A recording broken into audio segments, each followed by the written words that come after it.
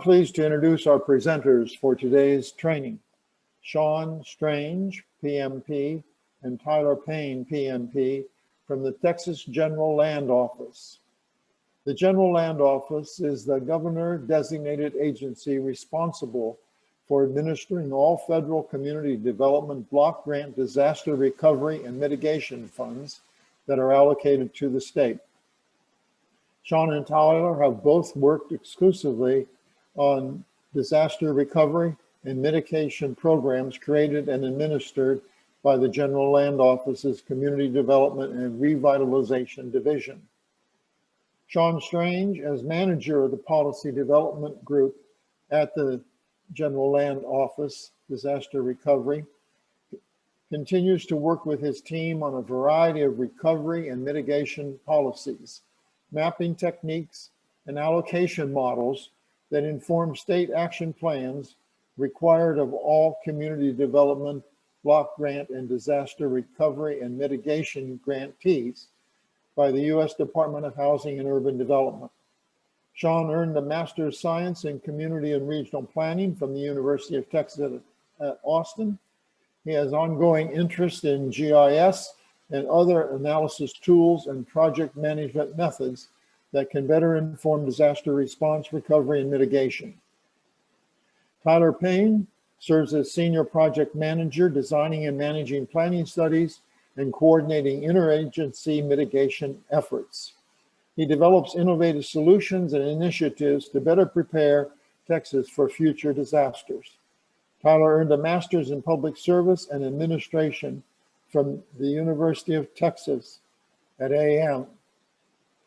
Now I'd like to call on Tyler and Sean to give their presentations. And as Mike mentioned, if you have questions as we go, please type them into the Q&A.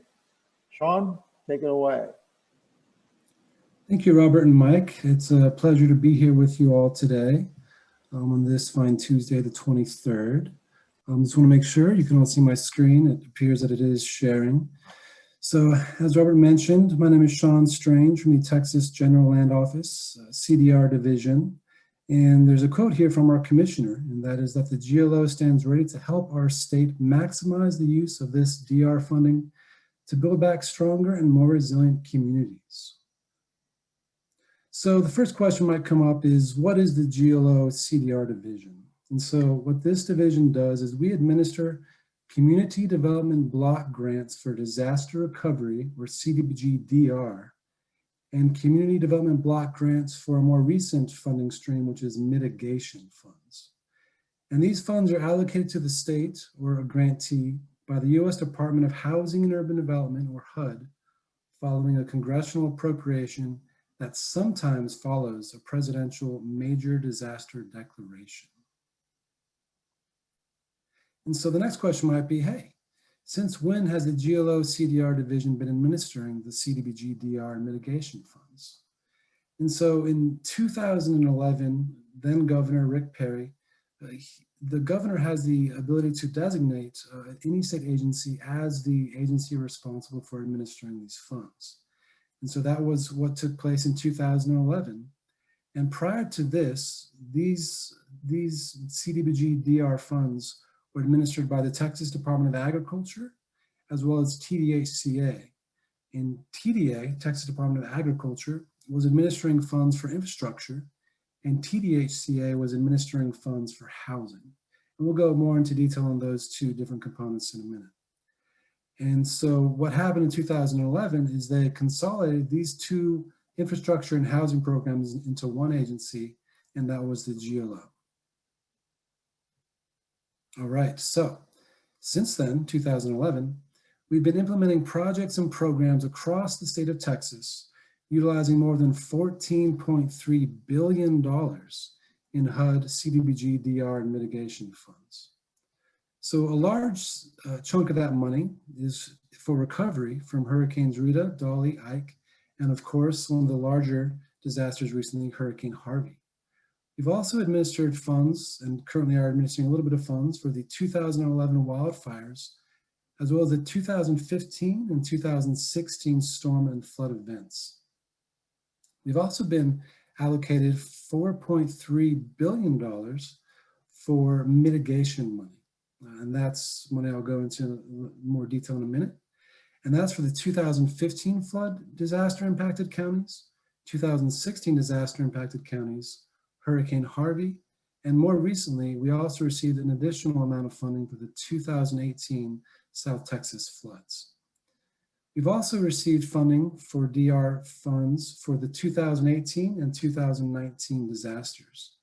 Those grant agreements are pending approval from HUD currently, and we'll go into a little bit more detail on the distinction between these different disaster years further on in the slides. So, CDBG-DR versus CDBG mitigation, or CDBG-MIT. So one great thing about both of these grant funding streams is that they're very flexible grants. DR in particular are presidentially declared disasters that require a tie back to a disaster. So let's say an infrastructure component was actually impacted by a disaster. You have to prove that there is a direct tie to that particular disaster to receive funding in that DR program. For mitigation, which is an unprecedented mitigation, which is an unprecedented funding stream, which we received a memo on in 2018, this mitigation pot of money does not require that tieback that is ever important for disaster recovery. These funds are more forward-looking, allowing communities to identify projects and programs that help them mitigate from future disaster impacts. And again, like I mentioned, some of these, so CDBG-DR are ad hoc or infrequent, they're disaster specific. So typically these appropriations from Congress are made for a particular disaster year. And then HUD makes allocations based on those disaster specific designations by FEMA. And so in this slide, on the bullet 3, you can see that the president must declare a major disaster. And that major statement is rather important in that there's public assistance provided by FEMA. There's also individual assistance provided by FEMA. And so when an individual assistance declaration is made, that's when it becomes a major disaster. And then Congress must appropriate funds / pass a public law in order for these funds to be allocated by HUD.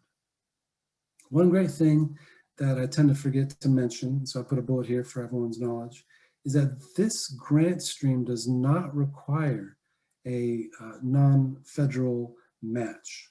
So this is 100% grant, which is an important component of these funds. A brief history here.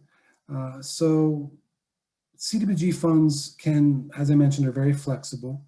They've been used to provide funding for the terrorist attacks in 2001 in New York City, the Oklahoma City bombing as well, and the Los Angeles riots. The first appropriation was Public Law 103-50, which was in 1993. That was primarily in response to hurricanes that hit Hawaii. That's just a brief history of when the disaster recovery component began to come to fruition. So one thing to pay attention to here is that whenever working with communities and a lot of those that are interested in these DR and mitigation program funds is that the subrecipient must meet one of the following national objectives. One of the main goals for HUD is that these funds benefit low and moderate income persons, also known as LMI persons. And typically with the disaster recovery pot of money, they usually ask that 70% of these funds go directly to benefit LMI persons.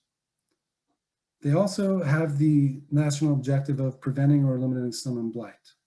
And should the LMI, typically the LMI category not be met, there is the meeting of urgent needs that can also be used as a national objective for disaster recovery. And then you can see here this UNM, that's urgent needs mitigation, which is specific to the CDBG mitigation pot of money. All right, when I started out in this program 7 years ago, and we were in the field doing a lot of presentations and public hearings on our funding, the question came up, hey, why is TDA not managing this pot of money anymore? And that's primarily because the CDBG funds for the Texas Texas Department of Agriculture are annual recurring types of money. So there's the non-entitlement program, and then there's the entitlement program. And so Texas Department of Agriculture works with non-entitlement communities, and these funds are not disaster specific, and they are allocated every year. And there's also entitlement community amount of money that gets allocated every year to communities across the state. And those entitlement communities typically are cities of 50,000 or more, or counties of 20,000 or more. And they usually have their own CDBG program, staff, etc. And so with the GLO, as I mentioned, these funds are ad hoc, so it's not recurring. And eligibility varies per disaster type. You'll see a mention of a Federal Register notice later, and in each Federal Register notice that comes out from an appropriation and an allocation from HUD, there are different rules and criteria that are required in order to have a grantee administer programs and projects. All right, so eligibility. So you can see this map on the left here is a map of Texas, and all these counties in eastern, central, and in the panhandle of Texas are CDBG mitigation eligible counties. Those counties in red are the HUD most impacted and distressed counties for mitigation. You can see these smaller Texas map on the bottom there, which shows the different disaster years for the past 5 years. And then on the right there is Hurricane Harvey map from FEMA, which looks at the individual assistance as well as public assistance designations for a FEMA disaster number. And so the HUD language from this eligibility component is you must address a disaster-related impact, direct or indirect, in a presidentially declared county for the covered disaster. And so that's how the eligibility gets designated for each disaster year, each disaster number.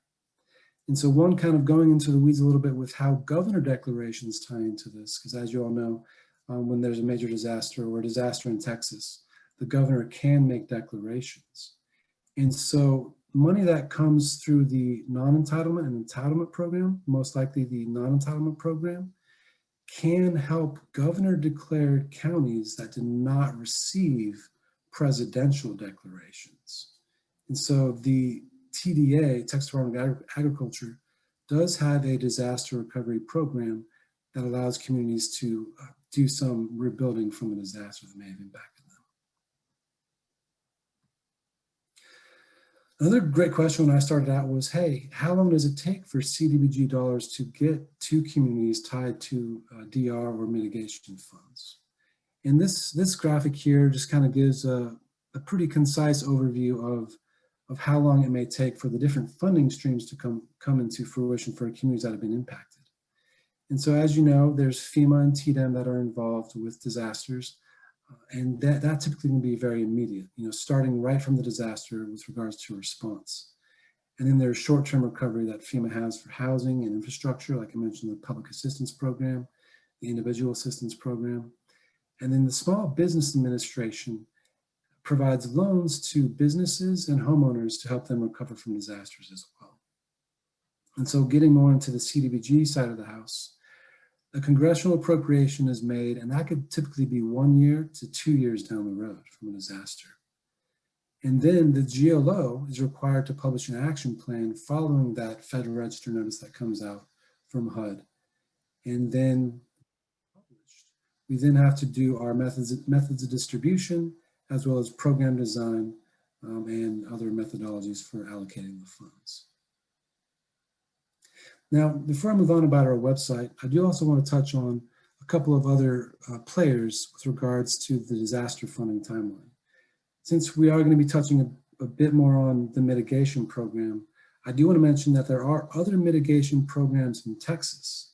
This would be the Texas Water Development Boards, the Flood Mitigation Assistance Program, as well as TDEM's BRIC, which is Building Resilient Infrastructure and Communities Program, and then the TDEM HMGP, or Hazard Mitigation Grant Program, which is activated after a major declaration for a disaster in Texas. And so TDEM and Water Development Board, as you'll see in Tyler's presentation, do often work closely together as they build out their programs and kind of identifying whether maybe unmet needs or mitigation needs as well. All right, so the action plans are the foundation of how the state is going to allocate and design programs for Texas to recover from disasters or mitigate from future disasters.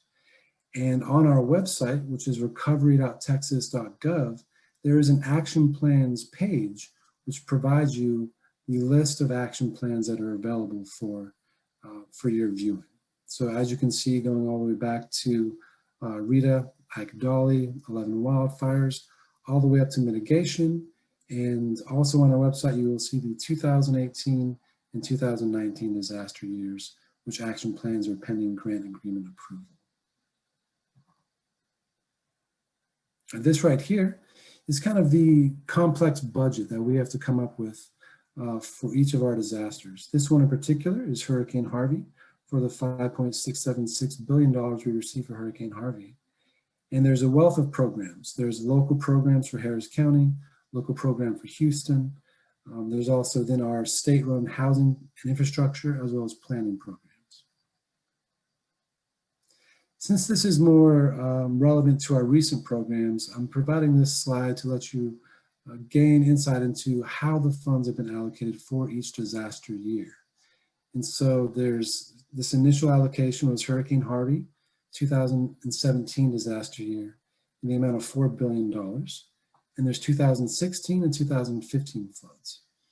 Now I've kind of widened out this Houston and San Marcos component of this slide in that those two communities were direct grantees from HUD. So they had to write their own action plans as grantees to designate how they're going to spend that money for the 2015 floods that they experienced.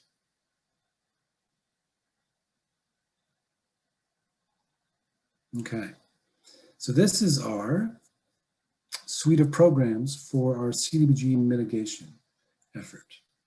In this budget table, for kind of more details, should you like to explore, can be found on page 4 of 471. Yes, our action plans are rather extensive, very long. We also do have a public comment process where community members and other interested stakeholders can post comments to GLO for the required response that we then have to provide to them in HUD.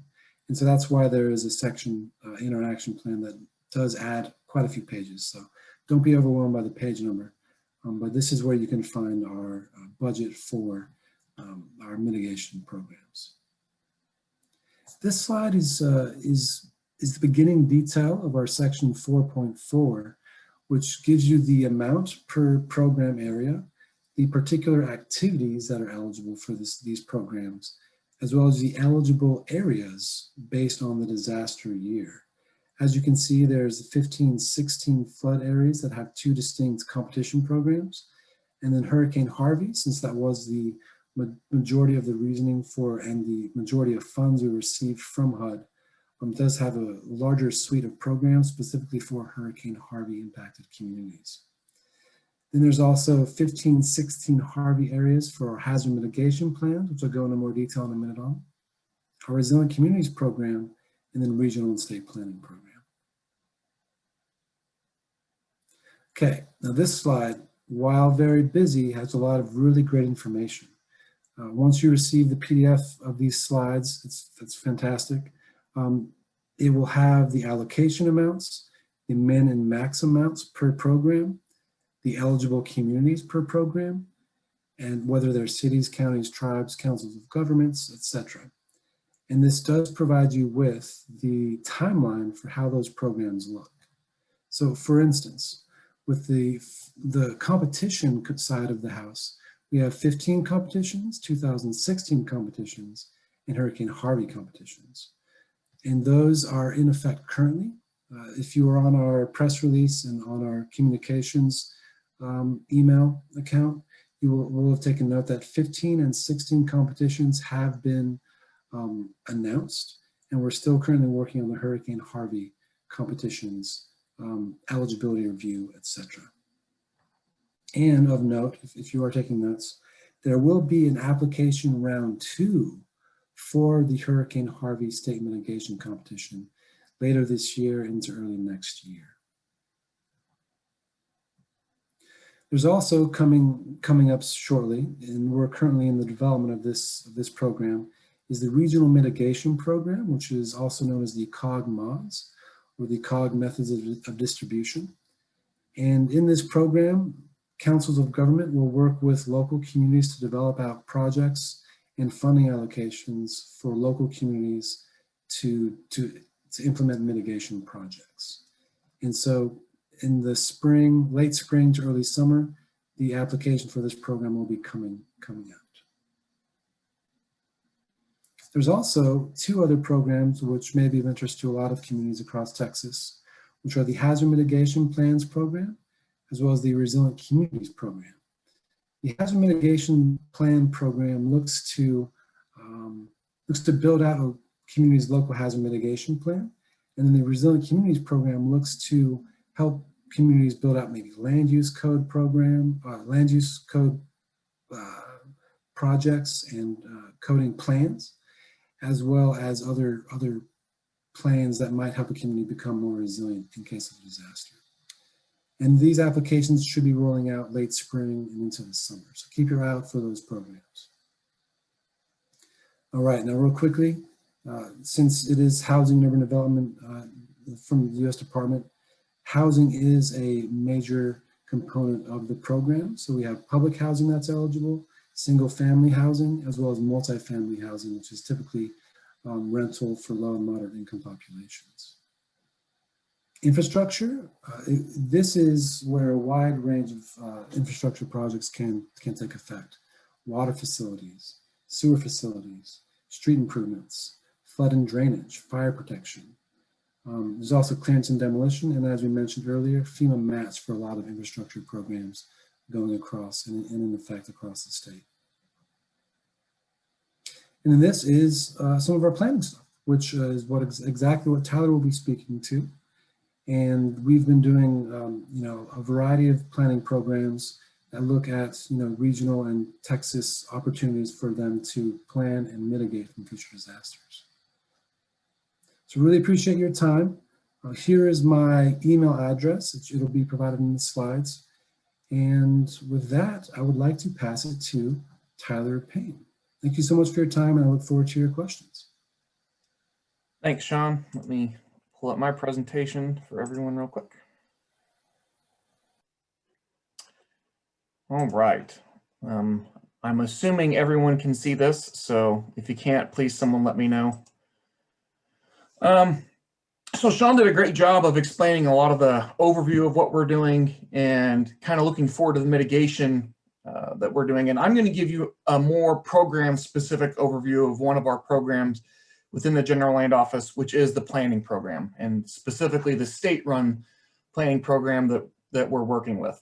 I, however, can't really go too much into detail with the mitigation efforts that we're doing because a lot of those efforts still haven't been procured because we just got authorization for the mitigation grant. And so I'm going to be talking a lot about what we're doing with our $137 million budget for the Hurricane Harvey allocation. Previous to Hurricane Harvey, we actually didn't really have a planning team. It was all infrastructure and housing. And we decided that we needed to start looking at some more planning opportunities to help better get ahead of where we're at with the disasters. And so the planning team was made in about 2018. And our mission for this planning team is to design and oversee planning studies to collect, analyze, and communicate disaster-related data to assist decision makers to better protect Texans from future disasters. All right, so we're very much focused on getting information, really good, accurate information, and communicating it in a way so that people can make better decisions. And that's everyone from the governor to TDM to us, to the Corps, to people buying a home, to people trying to get out of the way of disasters. We want to make sure that they have the information they need to make better decisions. So To help us do that, the first level is that we're trying to do is come up with actual risks, and they have to be accurate and reliable.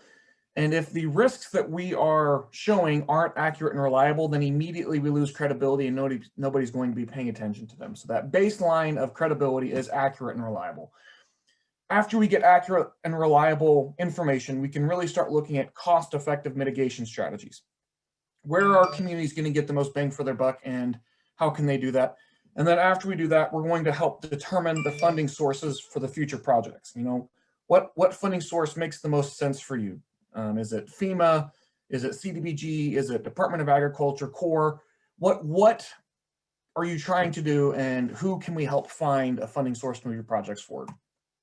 All right, so some of the partners that we work with on a regular basis are right here on the screen. Obviously, some of our main partners are FEMA, USGS, Texas Water Development Board. We work very closely with the CORE. We've got some contracts with TDEM. We're helping, and they're helping us. We're scratching each other's backs in a lot of different ways.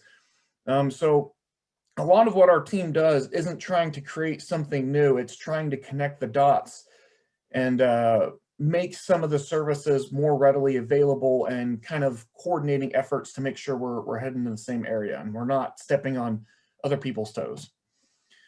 So today I want to give you a quick overview of two of our main projects. All right, so with our $137 million planning budget, $75 million is taken up with that first one, the regional flood studies, which I'll give you a pretty quick overview of. And then we've got another $10 million allocated for the Texas Disaster Information System, which is going to be housed at Texas A&M. All right, so the regional flood study goals. If you notice, these three goals look very similar to what we had on the previous page, right? Of kind of what we're trying to do as a program is get accurate risks, help people determine cost-effective mitigation strategies, and then determine potential funding opportunities to move these projects forward. All right, so we have 4 regions that are under contract right now, and in the future, once we get to the mitigation, we'll expand these regions to pretty much all of East and Central Texas, and then some areas in the Panhandle as well. But these regions are based off of watersheds. They're not based off of any political boundaries like they typically would do in the past, because the primary focus for these studies, again, is flooding. And so we're trying to follow where the water goes. And the first 3 regions at the top, the East, Central, and West, those are the Harvey regions. And each one of those regions has $25 million allocated to it to begin studying the regional flooding effects and how we can start addressing that. And then the Valley is actually from a smaller grant from 2015. And so that one's allocated, and we're going to be mixing in some mitigation funds, but they'll have about $10 million for that much smaller area. So our strategic framework, this is kind of the framework that we use to develop pretty much all of our planning studies. And the first 2 phases of our studies go together, and they're stakeholder engagement and data collection. All right, when we're talking about stakeholder engagement, we're talking tons of different groups of people, but a lot of what we're trying to do is find the people that make the most important decisions. And so a lot of that will get focused in on county judges, mayors, city councils, river authorities, COGS, anybody that's making these big decisions on, you know, what needs to happen and where it needs to happen. Data collection, and again, we're willing to work with just about anyone that's got data that will help us, but some of the main contributors would be some of our federal and state agency partners like FEMA, Army Corps of Engineers, TDEM, and the other people that have a lot to do with disaster recovery. And also all the way down to the local level. So while we're doing this stakeholder engagement, we also talk to the local government entities and organizations to help us get as detailed information as we can. After we have those 2 phases kind of wrapped up and we know, hey, here's what the local priorities are, here's where the issues are, here's where the data is showing us, that's when we really start getting into the risk analysis. And this is where the bulk of the money is going to be going, is to try and get that accurate and reliable picture of where things are. So in this case, with this flood study, it's going to come in the form of a lot of H&H work, or hydraulic and hydrology modeling, so that we know what's flooding, why it's flooding. And then finally, that brings us to our last 2 phases, And the first one being alternatives analysis. So once we have this accurate picture, let's start plugging in different options. You know, what makes sense for this community? Would it be coding and zoning changes? Would it be an actual infrastructure project? Could it be, you know, developing and planning for the future to make sure we're not going in flood zones? Is it buyout programs? We'll be able to evaluate all of these different alternatives and help these communities determine which works best for them. And finally, in that last one, we'll start helping them make recommendations and finding funding to start moving these projects forward. And we can even start helping them apply for some of these funds in some cases. We have, again, the Corps is under contract with us to help with a lot of this technical side of things. And so we've got a lot of specialized technical support, for example, for Corps contracts and things like that, or Corps applications, to make sure that we can help the communities get the best opportunities to get funding. Here's a quick overview of what our schedule looks like. So our first two phases, stakeholder engagement and data collection, are just now getting underway. We're executing phase 2, which will move on to the implementation of that, but we just planned out the stakeholder engagement and data collection. That's where we identified, you know, all the critical stakeholders, identified all the critical data sets that we need to get, and over the next several years, we're going to be collecting and reaching out and talking to these people throughout the entire process to make sure that the stakeholders have the upfront and all the way throughout the process, they're engaged in giving us the information and helping us identify their priorities to make sure we're all working in the same direction. Data collection, like we talked about, most of that is going to start at the state and federal level with the big agencies that are in disaster recovery. Like I said, namely FEMA, TDM, the Army Corps of Engineers, USGS, Texas Water Development Board is also heavily involved in that and very helpful. And a program or a project that we're doing to help consolidate that we'll talk about here next is the Texas Disaster Information System. And that's a system that we're developing to help consolidate and make all this information available as publicly as possible so that people can really start digging into it and getting better information. Right now, we also just started this kind of the phase 2 execution, and we're entering the planning phase of the risk analysis. So we have a pilot study that we're doing for both coastal and inland flooding, and they're going to be developing these new models to the level of detail that we've specified. This will help them get a really good idea of how much it's going to price out and how far we can go with our modeling funds to be able to build out models for the areas that are currently under contract. The Corps, again, is very heavily involved with helping us develop those modeling standards. The Corps is also going to be the agency that's responsible for accepting, reviewing, and making sure that these models are built to the standard. It also really helps us, for example, with future Corps funding, because the Corps has already touched all of these models, so they can just pick them up and continue to go into more detail for any future Corps projects that would be going on. So we're really excited about the coordination that we're doing with that and the kind of evolution of being able to develop these base models for these areas to really help them get reliable and accurate information, but also built in a way that leads to future funding opportunities. And on this, I should also mention that the way the risk analysis is going to be done, we won't be able to do detailed H&H models for the entire areas because that would just be way too expensive. And so we're having to prioritize high risk and high population areas. So where there's been a ton of damage in the past, or loss of life or things like that, those are the areas we're going to focus on getting the most accurate and reliable modeling first, and then we'll start prioritizing that as best we can throughout the region. After we get those models built, that's when we can start running them through the alternatives analysis. Again, for these high risk areas, what makes the most sense for you? And we will evaluate all different types of policy things like coding and zoning changes, to building infrastructure, to expanding existing capacity, to buyout programs. We can evaluate whatever the communities are willing to do to help them identify what best suits their needs. And then we can also, as we're looking at these different projects, evaluate them for future funding opportunities as well, which kind of ends up being that last phase of funding and technical assistance. We want to help communities not just understand their risk, but mitigate it. How do we help them find the funds to move these projects forward So it's not just a talking point or a study sitting on a shelf. We want these projects to move forward, and we'll do everything that we can to help assist them move forward with building them. This is very much a coordinated approach with the Texas Water Development Board. As many of you know, the Texas Water Development Board has a huge state flood plan that they're undertaking that will be out in the next several years. And underneath that, they break their projects down into kind of 3 different categories, which are flood management strategies, flood management evaluations, and flood mitigation projects. All right, and we coordinate very, very directly with them. And how we see ours working in is through our stakeholder engagement and data collection and the process that we just showed you. We're kind of building some of the foundation of the information people need to eventually turn it into these different types of evaluations or projects moving forward.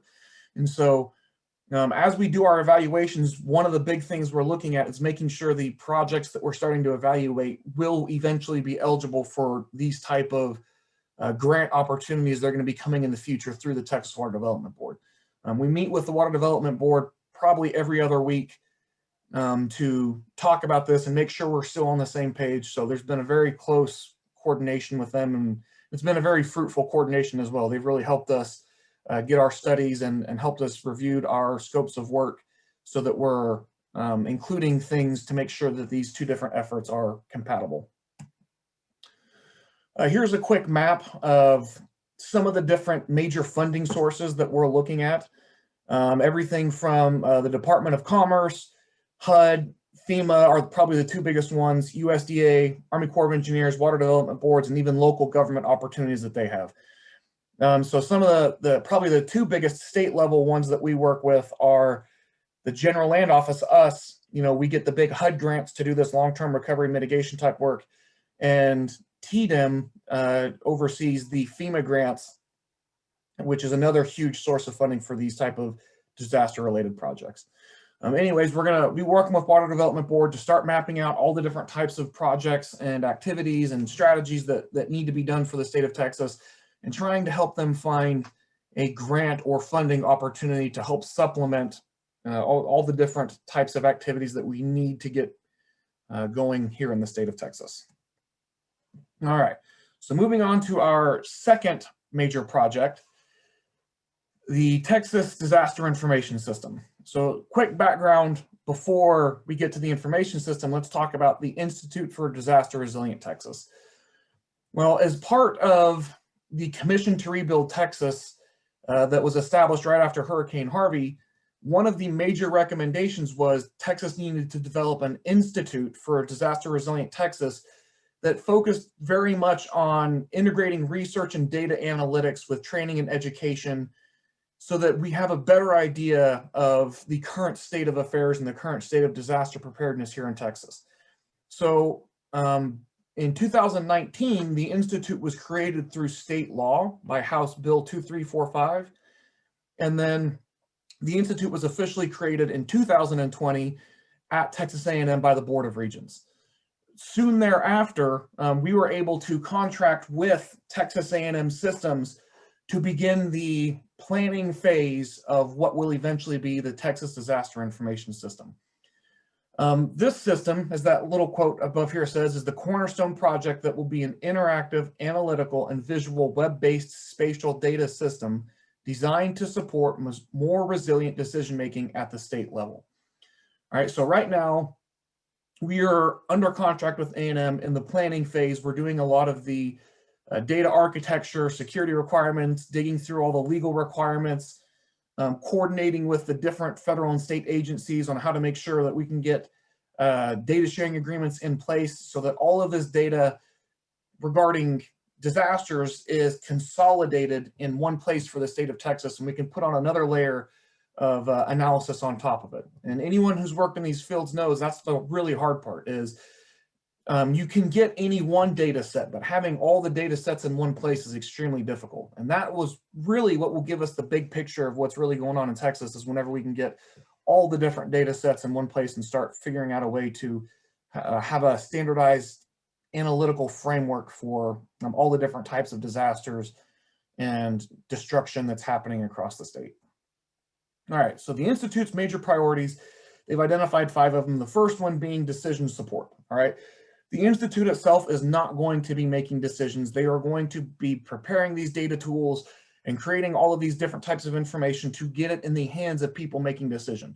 And we're intentionally vague on who we're supporting in making these decisions, again, because we want to support everyone from the governor on down to the homeowner, and everyone in between, from the county judges and the COGs and the regional watershed authorities and other state agencies. We want to make sure people have the information in the way that makes sense for them, which leads us to the second one. The communication aspect of this is really, really important.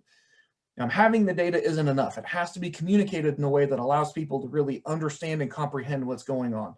And through those two things, that leads us to resilience, right? So if people understand the risk, they understand what decisions they need to make to mitigate that risk, that's what leads us to a more resilient, how to get out of these situations better, how to mitigate in the future, and so on and so forth. For right now, this system is going to be very much focused on flood and not other types of disasters, mainly because that is the funding source that we have through Hurricane Harvey and the mitigation funds. So our major funding source is that. If more funds came in the future, for example, with all this power outage or COVID or wildfires or something like that, then we would definitely add on to the priorities that we'd be able to look at all these different types of disasters. But since this is our major funding source, that is what we're going to be focusing on, is the major risk to Texas, and certainly the most destructive risk in Texas right now, which is flooding. And then finally, collaboration. For this to work, again, we have to build trust within the higher institutions of education, trust between the different state agencies and local governments and political subdivisions. This is really, really meant to be an objective, data, information-based thing that shouldn't be particularly political in its nature. This really should just be giving great information to people who need information to make decisions. All right, so kind of the cycle we're looking at going through is innovating for change, which breaks down to 2 major parts: the knowledge and the information and the data, and then what actions will be taken according to that. So as far as knowledge goes, the big questions we're asking right now are, where does it flood and why does it flood? All right, and then for actions is, well, what do we do about that? How do we become more resilient? How do we prevent flooding? How do we get people out of flooding situations? And how do we inform those decisions? Which kind of leads us to the 4 major steps that we're taking. The data analytics, so knowing where it's flooding and why it's flooding, the visualization piece so that people can really understand and see it. A picture says 1,000 words, well, in this case, it says 10 million words, right? Because you can see all the homes that flooded, and a lot of times you can see why they flooded and where the flooding's coming from. Next, the communication piece of that. So taking that visualization sometimes can be overwhelming, and let's turn it into a more simple way to understand it. So people can have, for example, a flood score or a risk score, and they understand, generally in relation to their surrounding community, how much risk they're taking on in their certain area. And then finally, the learning side of this, right? We have to get the education out there. We have to let people understand what risks they're taking on a more broad scope. It can't just be elected officials anymore. We've got to get the general population involved. And as we start taking those actions, this comes right back into the knowledge, and we want to make this an evolving change over time. This is a process that we're setting up. This isn't a one-time event. We want to make sure our analytics and visualization, communication, and learning are constantly evolving to the threats that we're facing and to the changing conditions, whether it be environmental, with changes to the environment, or the mass increase in population that we're having in Texas. We have to constantly adapt our knowledge and our actions to those things that are constantly coming before us. All right, so kind of the last slide, and we'll end a little bit early, I think, for some questions, but the major program areas that are going to exist underneath the TDIS system are going to be hazard analytics, again, primarily focusing on flood at first, and then as we get more different types of funds, we'll be able to include those in there. Risk communication and perception. All right, this is a huge one for us to be able to understand how to communicate risk and how it's perceived by all these different groups of stakeholders we're talking about, particularly the public, because if we can understand their perception and communicate information in a way that they understand it, we can really start to influence behaviors with actual information and not through any sort of manipulation or anything like that. Policy and decision support. Okay, so we want people to understand the consequences of their actions. And on this one, we need to make sure that it's balanced, right? For every action that the government is going to take, there's going to be a consequence for that, right? So we want to make sure that all of these things that we're showing people, they see both sides. Yes, this infrastructure project would probably prevent this much flooding and do all this other stuff. What impact does it also have on environmental or societal concerns or families that live in the area that wouldn't be protected by that, right? So there has to be a balanced approach on this to make sure it is objective on all the policy and decision support. There's a consequence for every action. We want to make sure we capture that in a way that's fair and straightforward. Education, we have to make this a much bigger part of what we do, which is one of the major reasons we're coordinating with the Institute and moving towards these education systems. You know, long term, we would love to have a curriculum based on disasters and how to help with disaster information, and the higher institutions of education are an excellent place to start with that. And then 5, specifically, the biggest risk that we face in Texas from disasters is along the coastal region, both from storm surge and coastal storms. That is where we take the most damage in Texas. And so we have to have some very, very specific recommendations and focus on the highest impacted areas, which is the coastal zones in Texas. And so there will be some coastal risk reduction work that's done specifically to the highest risk communities that face that. With that, I think Sean and I are happy to take any of your questions. Well, thank you very much, Sean and Tyler. Thank you very much. Appreciate it. And if you have some questions for them, please type them in the Q&A, the bottom of your screen. And we have a question from Bob. Does the flooding risk include the coastal from storms as well as changes in sea levels? Yes, absolutely. So that's actually one of the big problems that we're trying to solve along the coast is that compound flooding, you know, where the storm surge comes in after these big storms and all the riverines are coming down. It collapses in about a 30-mile area from the coast, which is where what we were talking about, that major coastal flooding zone. That's the highest risk area in Texas. And so, yeah, we're working with the Corps to address on how to couple all the different models, the ADCIRC and the riverine models, all the different HEC models to make sure we can get a more accurate picture of what's happening right along the coast. And then again, yeah, we should be able to help better identify effective mitigation strategies for those areas. So yes, absolutely. That's one of the biggest concerns we have. And that's where the models are some of the most inaccurate, is not being able to predict, you know, the influx of all of this coastal and inland flooding at the same time. Great, thank you. I think we have another question here. Good afternoon. What is the best path for small engineering firms to find opportunities to support the GLO in construction management, engineering assessments, inspections, claims, and so forth? So we are constantly putting things out for procurement, and we'll have a vendor or a pool of vendors that we'll use for those type of services, especially in construction. I'll say for infrastructure projects, primarily, those are actually all going to go through the communities, right? So we'll give a community a grant for infrastructure, say, you know, Harris County or any of the counties in that declared area, and then they will actually procure it themselves. All right. So the answer is you're going to have to watch the procurement buy boards and get on with those. For some of the bigger ones, like our big $25 million planning studies,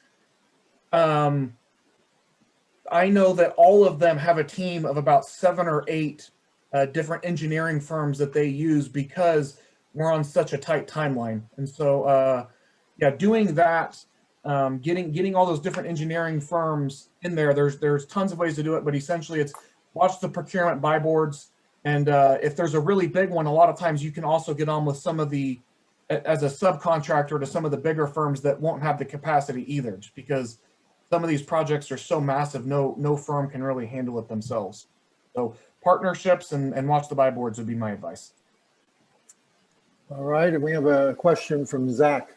Can you speak more to the timeline for the 300 million tied to the 2018-2019 disasters you mentioned early on? Good question. Yeah. So 2018, we're calling that South Texas floods. 2019 disasters because of Tropical Storm Imelda and the Lower Rio floods. One of our biggest programs we're currently working on, it's called the Homeowner Assistance and Reimbursement Programs, or the HAR Program. And that's one of our initial programs that are actually underway currently. We were able to get that program started with our vendors who are doing localized needs assessments currently, and then also building out marketing and outreach plans that will both be available on our website once they're done. And what that program does is it looks to target and assist communities that were primarily impacted at the homeowner level. And that's where the marketing and outreach comes into effect. So that'll be taking place over late spring or early summer. But there is an infrastructure competitions program, and that will be going into effect. We're looking at maybe summertime for that. So there will be another type of infrastructure competitions with scoring, etc. So be sure to keep up to date on our website, etc. for information tied to those variety of programs for 18 and 19. One thing, like I mentioned before, we are waiting on the final grant agreement from HUD to be executed. And so once that goes into effect, I'm sure there will be an announcement made on that front. So that's kind of the timeline for 18 and 19. And Zach had two more questions. What is the application timeline for the Coastal Resiliency Program? And in what way will the TDIS impact the Government Land Office Coastal Resiliency Master Plan? Mm-hmm. So I'll answer that first part there, the application timeline for the Coastal Resiliency Program. So that program actually went into effect almost immediately following the approval and grant agreement with the mitigation program. What we did is we looked at the Coastal Resiliency Master Plan from the last iteration, and we did outreach and we did an assessment of the Coastal Resiliency Master Plan. And then we did outreach directly to those communities that could benefit and that seemed to have the strongest low and moderate income tie-in, as that was a priority. And so there are some programs already coming into effect from the Coastal Resiliency Program. And so there's not going to be like an open application process. It is actually working with our sister organization, Coastal, at the GLO, the Resiliency Master Plan, and then the GLO identifying through communication which programs or projects might be the best to fund through that program. And Tyler, do you want to answer that TDIS Coastal Resiliency Master Plan question? Yep, I've got that one. Yeah, so TDIS might not have a huge impact right now because it's under development, but in the future, what we would really like it to be is, for example, all of these models that we're creating, all this information from the Corps and Water Development Board and everyone else, whenever you start a master plan like this, you'll have all the information at your fingertips to be able to start looking at the analysis and trying to do other things. And then also your results. So all the recommendations that the Coastal Master Plan makes, we would like to republish that on TDIS as well, right? So we really hope in the future this will be a very much a symbiotic relationship where they help build each other up in a very mutually beneficial way. And Dave had a question. Do the programs expire at any specific date, whether or not the funds are all expended? That's a great question, Dave. With regards to funding, so mitigation has a different timeline than the DR fund. So we'll stick to mitigation. 50% of the funds have to be expended within the first 6 years of grant agreement execution, right? So there's kind of that first tranche of money, that 50% being expended in 6 years. And so we try to design our programs as well as our contracts with subrecipients to fully expend those contracts within 2 to 3 to 4 years. And then our goal is to see how much of the LMI populations can be served, how many programs can be executed as quickly as possible, and then because the remaining 50% of the mitigation program funds have to be expended in the next 6 years. And so we're a temporary program in the sense that we're going to be here doing mitigation projects for the next 12 years. However, you can see on the timeline that I presented in the slides that you receive after this webinar, that some of our programs have different trajectories with regards to finishing in 4 to 6 years. And then other programs like our hazard mitigation plans program has like a 10-year program timeline. And those can be amended through an action plan amendment. But typically when it comes down to actually getting a program, more like a project executed and finalized, we look for having contracts to go from anywhere from 2 to 4 years to get those funds expended for a particular project. Tyler, do you have any more comments on that? No, I think you got that one. I'll say that's actually one of the more difficult things we're working with on our regional flood studies is trying to do almost $100 million worth of flood work in like 4 or 5 years, because that one had like a 6-year timeline, and you had to go through the entire procurement process and the coordination with all the different federal and state agencies to design these regional flood studies. So, it took us about a year and a half to design it and get it under contract. And so it only leaves us like 4.5 years to do $100 million worth of work. So we're struggling and pushing the pace really, really hard to make this happen. And a little bit more in that area too, with regards to the large pot of money, is that down the road, we have to reassess how programs are being executed. And there is the chance and the opportunity for the GLO and the state as the grantee to make, to reassess programs and shift money around based off of a substantial amendment, it's called. Because in the end, after the full 12 years is over, if there's funds that are not expended, HUD will be able to take that money back from the state. So we are looking to capitalize on these mitigation programs to best serve Texans as quickly as possible so that they can capitalize on all the funding that has been allocated to the state as a grantee. And Toby asked, do you have small business SDV, OSB, et cetera, goals in the program? We work in a lot of acronyms, but that's one that I'm not recalling right now. SDV, OSB. Service disabled owned small business. Okay. So there is one program we have in our Harvey pot of money for disaster recovery, and that is our Resilient Communities program. And we do have a web page for that on our website.